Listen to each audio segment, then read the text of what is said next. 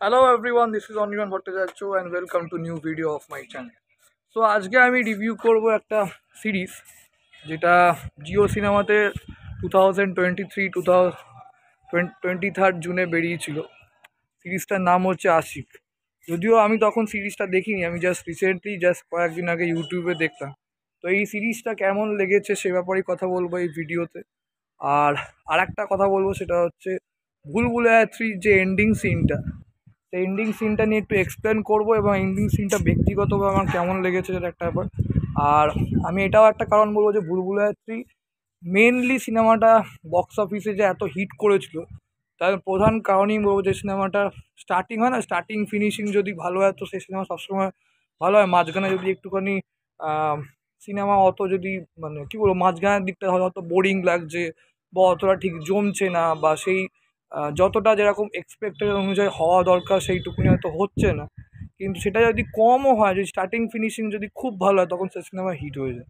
তো এই ভিডিওতে দুটো ব্যাপারে কথা বলবো। একটা যেটা বললাম যে আশিক সিরিজটা, যেটা একটা ভূতের সিরিজ ছিল, জিও সিনেমাতে এখনও আছে, যদিও ওটা সাবস্ক্রিপশন অ্যামাউন্ট আপনাকে দিতে হবে, কিন্তু আমি বলবো ইউটিউব থেকে দেখে নিন, আমি লিঙ্কটা ডিসক্রিপশন বক্সে দিয়ে দেবো, আপনি দেখে নিতে পারেন। আর সিরিজটা কেমন লেগেছে একটা, আর সেকেন্ড হচ্ছে বুলবুলা 3 এন্ডিং সিনটা কেমন লেগেছে, আর এক্সপ্লেনও করে দেবো যদি তোমার এন্ডিং সিনটা তোমার কেন এতটা ভালো হয়েছে এবং এন্ডিং সিনটা দারুণ এস্টাবলিশড করেছে এবং প্রপার এক্সিকিউশনটা এন্ডিং সিনটা খুব ভালো হয়েছে। আমি বলবো ভুলভুলাইয়া 1-এর পর ভুলভুলাইয়া 3 এন্ডিং সিনটা সবচেয়ে ভালো হয়েছে। ভুলভুলাইয়া 2 এন্ডিং সিনটা খারাপ না, বাট এই দুটো বেস্ট ছিল। তো চলুন শুরু করা যাক। ফার্স্ট অফ অল আমি যেটা বলবো হচ্ছে আশিক। এই আশিক সিরিজটা ডিরেক্ট করেছে সারিম মমিন এবং এটা জিও সিনেমাতে বেরিয়েছিল, যেটা বললাম 23 জুনের এবং 2023-তে। এখানে পাঠ করেছে হচ্ছে বরদান পুরী, সোনিয়া সেহগাল, একটার নাম হচ্ছে এলেনা ফার্নান্ডেস, আর হচ্ছে সোনিয়া সেহগাল আর সিদ্ধান্ত কাপুর। তো এই কজনই ক্যারেক্টার যাদের চারিপাশ দিয়ে পুরো সিরিজটা ঘুরে। 1 ঘন্টা 39 মিনিটের ফুল যাকে বলে সিরিজটা। কতগুলো এপিসোড আমি বলতে পারবো না, যেহেতু আমি জিও সিনেমা থেকে দেখিনি, আগেই বলে দিয়েছি ইউটিউব থেকে দেখেছি। তো সেই জন্যে ওই ইউটিউব থেকে দেখে নেবেন, 1 ঘন্টা 39 মিনিটের মতন আছে। আচ্ছা, এটা একটা প্রথমে হরার ফ্লিক। তো আমার বেশ ভালো লেগেছে। তো ভালো লাগার কারণটা হচ্ছে সবচেয়ে বড় কথা, এটা না যেরকম সাধারণত যেরকম ভূতের সিনেমা হয় বা পজেসড হয়ে যাওয়া বা সুপার ন্যাচারাল তো বটেই ডেফিনেটলি, কোনো হয়তো বাড়ি হন্টেড ভূত বা কোনো সাইকো থ্রিলার যেরকম হয় সাধারণত, তার থেকে না একটু ডিফারেন্ট কিছু করার চেষ্টা করেছে ডিরেক্টর, যেটা বেশ ইন্টারেস্টিং। তো প্রথমে এই যে বর্ধনপুরীর যে ক্যারেক্টারটা, তার একটা রিলেশনশিপ ছিল, সেটা হচ্ছে যেটা ওই প্রিয়াঙ্কা বলে যে মেয়েটা, যে পাঠ এলেনা ফার্নান্ডেজ যে মানে পাঠ করছে, এবং তার একটা ব্রেকআপ হয় এবং তার সেই ব্রেকআপে অনেকটাই তার মন ভেঙে যায়। সেই মন ভাঙা থেকে বের করার জন্য তার বন্ধুরা তাকে একটা ক্লাবে নিয়ে যাওয়া হয়। ক্লাবে নিয়ে গিয়ে তারা খুব আনন্দ টানন্দ করে, দেন প্রত্যেকের বাড়ি যায়। ও একটু চুপচাপ জাস্ট ক্লাব থেকে বেরিয়ে রাস্তায় মানে একটু ওয়েট করছিল, ভালো লাগছিল না। তার হুট করে একটা মানে অনেক দিনের লং রিলেশনশিপ ব্রেক হওয়ার পর খুব স্ট্রাইক করে মনের মধ্যে, নিজেকে গিল্টি ফিল করা, রিলেশনটা টেকাতে পারলাম না। তো সেই জিনিসটাই হতো। তো তখন একটা ওর মেয়ের সাথে আলাপ হয় এবং ওই মেয়েটা হচ্ছে তোমার যেটা সোনিয়া সেহগাল পাঠ করছে, তারপর ওর সাথে অনেক রকম জিনিস ঘটতে থাকে মেয়েটার সাথে আলাপ হওয়ার পর থেকে। এবং সেটা কী ঘটতে থাকে, কেন ঘটতে থাকে সেটা বলবো না, সেটা আপনাদের তাহলে ইন্টারেস্ট নষ্ট হয়ে যাবে। তার জন্য আপনাকে সিরিজটা মানে ওই 1 ঘন্টা 39 মিনিটের বা সাবস্ক্রিপশন অ্যামাউন্ট দিয়ে জিও সিনেমা থেকে সিরিজটা দেখতে হবে। তাহলে কি নইলে খারাপ লাগবে না, আমি বারবার করে বলছি এটা ঠিক, কিন্তু এক্স্যাক্টলি যে ওই 1920 ইভিল রিটার্নসের মতন না, এটা ডিফারেন্ট আছে। কারণ এখানে দেখিয়েছে হচ্ছে জিনের সুপার ন্যাচারাল পাওয়ারের ওপর। এবং জিন মানেই আপনারা ভাববেন না সে আলাদিনের জিন, প্রদীপ ঘোষলাম জিন তার থেকে বেরিয়ে হলো, যা আপনারা যেটা চাইছেন সেটা জিন পূরণ করছে, সেই জিন কিন্তু না। আমি এর চেয়ে বেশি কিছু বলবো না, বুঝতেই পারছেন আমি জিন মানে বলতে চাইছি এখানে কিন্তু ভূত। ইয়েস, এখানে জিনকে একটা জিনেরও একটা অন্যরকম ওয়ার্ল্ড থাকে, জিনও ভূত হয় এবং জিনদের প্রচুর মানে তাদের যাকে পছন্দ হয় এবং তারা তাকে নিজেদের তাদের একটা ওয়ার্ল্ড আছে, তাকে সে নিয়ে যাবেই এবং তার প্রচুর ক্ষমতা যাকে বলে, প্রচণ্ড সুপার ন্যাচারাল। মানে একটা সিন দারুণ আছে, যেটা দেখি অ্যাকচুয়ালি আমি এটা দেখি সিনেমাটা, সেটা হচ্ছে মানে মেয়েটা যেটা ও দেখাতে মানে ও একটা রূপ নিয়ে রয়েছে, মানে জিনটা রূপ নিয়ে রয়েছে। পরে ও জানতে পারে যাকে বলে, ও যার সঙ্গে রিলেশনশিপটা হয়েছে, মানে ওর সঙ্গে ব্রেকআপ, প্রিয়াঙ্কার সঙ্গে ব্রেকআপ হওয়ার পর সে অ্যাকচুয়াল জিন যাকে বলে, এবং সে নিজের এক্স গার্লফ্রেন্ডেরও রূপটা নিয়ে নিচ্ছে, এবং যে কোনো মানে ওকে পাওয়া যায় সুন্দরী মেয়েদের রূপ নিয়ে নিচ্ছে, এরকম ব্যাপার, মানে এত ক্ষমতা। এবং তার থেকেও ভালো জিনিস দেখিয়েছে যে তার আবার রিলিজিয়ান সম্পর্কেও নলেজ রয়েছে। দুই বন্ধু, একজন মুসলিম, যে সিদ্ধান্ত কাপুরের যে যে একটা মুসলিম ক্যারেক্টার প্লে করছে, যে মেন হেল্পটা করে ওকে বাঁচানোর জন্য, মানে বরদান পুরীকে, সে মুসলিমের প্রে করছে, হচ্ছে না, খ্রিস্টান প্রে ভূতটা নিজেই বলে দিচ্ছে। আর হনুমান চালিসা বলছে, পড়তে পড়তে হনুমান চালিসা আর্ধেক কমপ্লিট ওই করে ফেললো। তো এটা দারুণ দেখিয়েছে বলবো, যে মানে ভূতেরও রিলিজিয়ান সম্পর্কে নলেজ রয়েছে।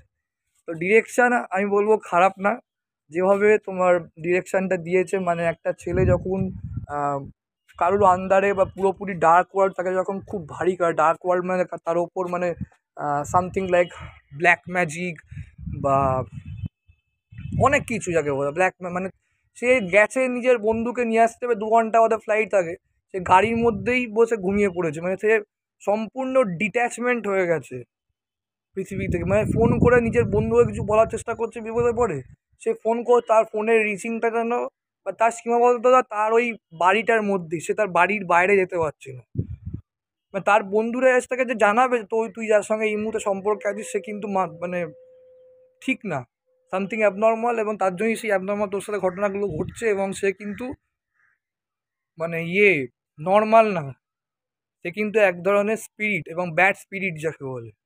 ও তাও কিন্তু মানে বাড়ি এসেও ওরা ভয়ে চলে যাচ্ছে, মানে এতটাই ও মানে নেগেটিভিটির মধ্যে এবং ব্যাড একটা এনার্জির মধ্যে ঢুকে গেছে। তো ওটা দারুণ দেখিয়েছে, এবং ও মানে দাঁড়িয়ে আছে সব দিক যেন হুট করে যেন ঘর অন্ধকার হয়ে গেল, একটা ডার্ক, যেন সেই ভূতেদের রাজত্ব চলে গেছে। তো এই ছোটো ছোটো ডিরেকশনগুলো খুব মানে শুয়ে আছে চোখের সামনে উপরে, মানে এরকম দেখছে কালো একটা ভূত ওকে দেখছে যেন। তো এই জিনিসগুলো, তবে ও বাইরে বেরিয়েছে ওর বন্ধুকে ফোন করার জন্য, দেখছে যেন তোমার আয়নার দিকে মানে জানলার কাঁচ থেকে একটা কালো মূর্তি যেন ওকে দেখছে, যা চুল ফুল এরকমভাবে সেই উঠছে জায়গার পাগলের মতো, আর শুধু চোখটা সাদা রঙের। তো এটা কিন্তু দুর্ধর্ষ লেগেছে, মানে প্রথম 8 ঘন্টা 45 মিনিট সিরিজটা কিন্তু মানে সিরিজটা বেশ ভালো, বেশ ভালো। ক্লাইম্যাক্স একটু ভালো হতে পারতো, ওখানে ভিজুয়াল এফেক্টের কাজ আমি বলবো একটু কাঁচা লেগেছে আমার, নইলে কিন্তু খারাপ না, বেশ ভালো, আপনারা দেখতে পারেন, আমি বলছি খুব ভালো লাগবে, একটু ইউনিক আছে, fresh story line, screen play আর ক্যারেক্টারগুলো আরেকটু বিল্ড আপ হলে বেশ জমে যেত বলবো, বাট খারাপ না। তো এইটা একটা গেল ভুলভুলাইয়া 3 এন্ডিং সিনটা। ভুলভুলাইয়া 3 এন্ডিং সিনটা আমি বলবো 2 ঘন্টা 20-25 মিনিট বইয়ের মধ্যে সবচেয়ে ভালো, লাস্ট 35 মিনিট সবচেয়ে ভালো হয়েছে, এই জন্যই বলবো। তো কেন ওখানে যে continuously tassel through out the film করেছে, যে কে মঞ্জুরিকা, বিদ্যা বালন না তোমার মাধুরী দীক্ষিত, লাস্ট মোমেন্টে জানা যায় যে অ্যাকচুয়াল ভূত হচ্ছে তোমার রাজকুমার দেবেন্দ্রনাথ, তারই আত্মা সবাইকে জাস্ট মানে ওদের যে বংশধর তার জন্যে যে ও মারা যায়, মেরে মেরে বদলা নিচ্ছে, এবং লাস্টে তোমার ওর আত্মা শান্তি করে দেয়, এবং আত্মা শান্তি কারণ কারণ ওর যে তোমার ভেতরে যে কষ্ট, কেন ওরই তো মানে 2 বোন, যখন নিজের বোন তো না, মানে মানে রাজা, মানে রাজা একজন তোমার সার্ভেন্টকে নেক্সট বিয়ে করেছিল, সেকেন্ড বিয়ের ছেলে হচ্ছে দেবেন্দ্রনাথ, আর প্রথম বইয়ের সন্তান মানে বলে নিজের সিস্টেম। আর যাই হোক, সবচেয়ে বড় কথা, তো সেই 2 বোন যখন ওর সঙ্গে ষড়যন্ত্র করে ওকে তখন মানে ওই লাগিয়ে দেয় মানে সিংহাসনের লোভে, যে এই মানে দেখুন আপনার ছেলে এরকম মেয়ে মেয়ে মানে এরকম সেজে নাচানাচি করছে মেয়েদের মতো, তারপর তো ও রাজা এসে তোমাকে মৃত্যুদণ্ড দেয়, জ্বলন্ত আগুনে পুড়িয়ে দেয়, সেই জন্যই ও বদলাটা নেয়। কিন্তু ওর কষ্টের যে পেনটা সেটা লাস্টে রিয়ালাইজ করে, আর জন্য আত্মার শান্তি। কিন্তু ওখানে ডিরেকশন খুব ভালো, লাইটের কাজ খুব ভালো হয়েছে, কালার গ্রেডেশন দারুণ, বিশেষ করে আপনারা ভালো করে দেখবেন কার্তিক আয়নের হাইট বা চেহারা, অনেক কিছু কম ভিজুয়াল এফেক্ট এবং গ্রাফিক্সের দয় শ্রিঙ্ক সরু করে দিয়েছে, যাতে অনেক বেশি ভৌতিক দেখতে লাগে। তো তারপরও বলবো ও যখন নাচছিল, মানে ওর গা দিয়ে যেন সেই একটা ফ্লেমের যে তোমার মানে রেডিশ লাইট যেটা করেছে, সেটা দারুণ করেছে ভিজুয়াল এফেক্টে, এবং ওর মুখের যে মেকআপটা সেটা খুব ভালো হয়েছে, ওখানে ওর ডান্সটা খুব ভালো করেছে বলবো। তো ওভারঅল বলবো লাস্ট সিনটা কিন্তু খুব ভালো, মুক্তির পর যে মানুষ একটা মানে স্টার হয়ে যায়, স্টার হয়ে ওপরে গিয়ে মিলিয়ে যায়, সেখানেও ভিজুয়াল এফেক্টের কাজ, অ্যানিমেশনের কাজ, লাইটের কাজ ভীষণ ভালো হয়েছে। তো লাস্ট ক্লাইম্যাক্স সিনটা খুব ভালো হয়েছে বলবো, যার জন্যে ওভারঅল এবং যে মানুষ একটা যখন কেউ পোজেস থাকে তার গলা দিয়ে দুটো আওয়াজ বেরোয়, এগুলো খুব কমন, কিন্তু এগুলো ভালো হয়েছে বলবো।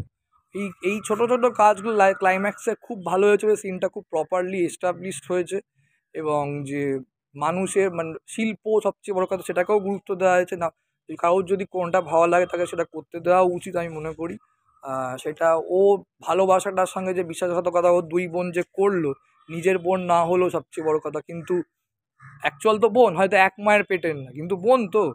কিন্তু সেই যে বিশ্বাসঘাতকতা করলো, সেটা যার জন্যে বিদ্যা বালনের মানে জন্মটা হয়েছে, এই হচ্ছে ব্যাপার। নেক্সট জন্ম যাকে বলে, যাতে সে ভুলটা শুধরে নিতে পারে। তো সেইটা বোঝা খুব দরকার আমি মনে করি। তো সেই কষ্টটা যার জন্য বুঝতে পারলো, যার জন্য আমাকে আর পোড়ালো না, ওর আত্মার শান্তিটা পেয়ে গেল। তো এইগুলো খুব ভালো ছোট ছোট জিনিস মাইনার করেছে। আর ব্যাকগ্রাউন্ডে আমি যেটা ভুলে যাচ্ছিলাম, সোনু নিগমের গানটা, এবং সোনু নিগমের গানটা একদম রাইট জায়গায় ইউজ করেছে, যখন কার্তিকেয়ান যখন চেঁচায় যে আমাকে ছেড়ে দাও, মানে ওই আগুন দিয়ে জ্বলন্ত পুড়িয়ে দিচ্ছে, ওই সিনটার সময় দারুণ, এবং কার্তিকেয়ানের এক্সপ্রেশন এখানে খুব ভালো ছিল। তো থ্যাংক ইউ সো মাচ। ভিডিওটা ভালো লাইক করুন, কমেন্ট করুন, শেয়ার করুন, চ্যানেলটা অবশ্যই সাবস্ক্রাইব করে রাখুন ফর ফিউচার আপডেট।